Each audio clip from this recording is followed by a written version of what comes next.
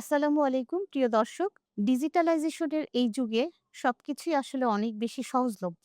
এখন যেমন ফেসবুক খুললেই আমরা অনেক ফানি ভিডিও দেখতে পাই, তেমন কিন্তু অনেক চিকিৎসার পরামর্শও খুব সহজে পেয়ে যাই। কিন্তু কোন পরামর্শটি আপনার জন্য প্রযোজ্য এবং কোনটি না, সেটি কিন্তু আপনি সবসময় সঠিকভাবে ডিসাইড করতে পারেন না। যেমন আমি নিজেও দেখেছি ইদানিং আ রিলসের মধ্যে খুব আলোচ্য একটি বিষয় হচ্ছে কিগেল এক্সারসাইজ। এই কিগেল এক্সারসাইজটা কি? এটা কি সবাই করতে পারে? এটা কি সবার জন্য উপকারী? এটা যদি বুঝতে হয় তাহলে আপনাদেরকে আগেই জানতে হবে কিগেল এক্সারসাইজের ভূমিকাটা কি? মূলত এই কিগেল এক্সারসাইজের কাজ হচ্ছে আমাদের মহিলাদের যে পেলভিক ফ্লোর সেটার মাংসপেশিগুলো দৃঢ়তা তৈরি করা।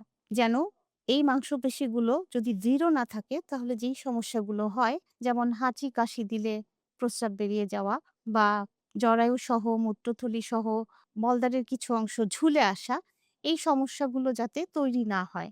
সেক্ষেত্রে বিপরীতভাবে যদি চিন্তা করেন, যাদের অলরেডি কনস্টিপেশন এর সমস্যা আছে বা কোষ্ঠকাঠিন্য আছে অথবা যাদের এই পেশিগুলো অতিরিক্ত দৃঢ়তার কারণে তলপেটে ব্যথা হয় বা প্রস্রাব করতে সমস্যা হয়, তাদের ক্ষেত্রে কিন্তু এগুলো উল্টো বিপদ ডেকে আনবে।